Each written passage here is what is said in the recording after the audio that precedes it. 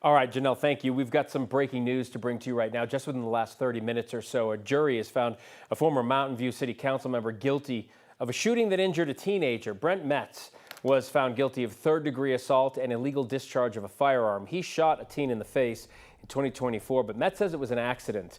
Two teens were looking for places to take some homecoming photos. Court documents say they climbed over a fence at a property to ask the owner for permission to take photos. Prosecutors say Metz confronted them, and the teen says Metz pointed the gun at them. Metz, however, says the gun accidentally fired as he was moving it from his truck holster to his body holster. The jury did not find Metz guilty of 2 counts of menacing. He did face up to 16 years in prison. We're waiting to hear when sentencing will happen. Tina Peters is now a free woman, just 17 months into her 9-year sentence. She is the former Republican clerk from Mesa County who was convicted for her role in a breach of election systems to search for voter fraud. Peters had her sentence cut short thanks to a computation from Democratic Governor Jared Polis. Polis faced criticism from his own party over that decision. Hundreds of Democrats voted to censure him. The move came after months of political attacks from President Trump, who demanded Tina Peters be released. Polis told us he commuted her sentence because he felt she was over-sentenced for expressing inaccurate but constitutionally protected views. She was released on parole, where she must participate in a cognitive behavioral therapy program and complete a mental health assessment. Peters made her first appearance since her release on Steve Bannon's show. I still have a fight to clear my name and bring out the truth of why they came after me the way they did. So it's still a long road. Peters also revealed that she had written 2 letters to thank President Trump. We'll have much more on her release coming up at 6 on Next with Kyle Clark. The founder of an anti-vax group is suing Recess Beer Garden after the bar canceled an event they were going to have. The group calls itself Unjected. It scheduled this dating event last month. The founders describe it as the world's first COVID-19 unvaccinated dating platform. Recess shut down the event after they said they weren't consulted by the organizers. Lawsuit claims that there were direct messages sent with Recess, and the bar responded saying that there was no filming allowed at the venue. The plaintiffs allege the bar canceled the event after receiving criticism online. Suit also claims Recess released defamatory statement that caused harm to the group. 1 person was killed, 2 others hurt after a driver hit them while walking along a sidewalk in Highlands Ranch this morning.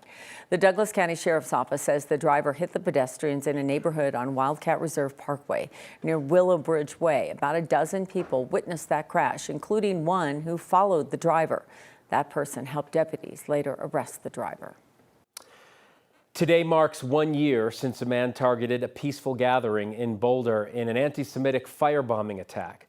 The Jewish group was calling attention to Israeli hostages at that time being held in Gaza.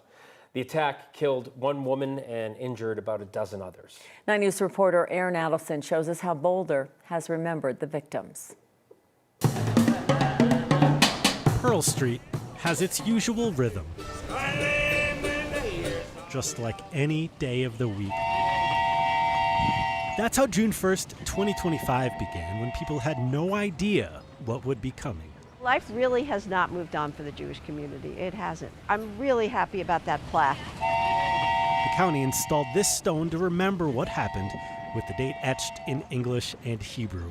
1 year ago, a man targeted a group walking to raise awareness for Israeli hostages who were kidnapped on October 7th, 2023, and held in Gaza. The attack killed Karen Diamond and injured about a dozen others. It's still hard to contemplate what happened here for Boulder City Council member Tara Weiner, who is Jewish. Not only were they affected in the most terrible way, but the whole Jewish community here was affected. The ripple effects were pretty big. She feels thankful for how people have supported Boulder's Jews, We really felt like this community had our backs. but says an unfortunate lesson is that Jewish events must consider safety. Security is always at the top of our minds. A Boulder County commissioner says they made sure the stone was in place before Monday, and plans for the county to build a remembrance garden on the very grass where people got attacked. In Boulder, Looking forward to that Aaron Adelson, so that I can sit and I can remember. 9 News.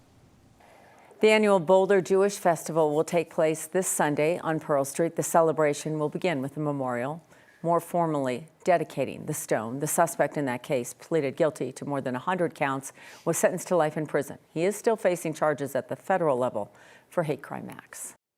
Some sad news out of the NBA to report to you right now. Former head coach Rick Adelman, the father of Nuggets head coach David Adelman, has died. Rick Adelman led a legendary Hall of Fame career. He coached in the NBA for 29 years, including 23 seasons as a head coach. He won 1,042 games, making him the 10th winningest coach of all time. He led the Trailblazers, the Warriors, Kings, Rockets, and Timberwolves during that time. Before coaching, he played in the league for 8 years. The Coaches Association says he will be remembered as a mentor.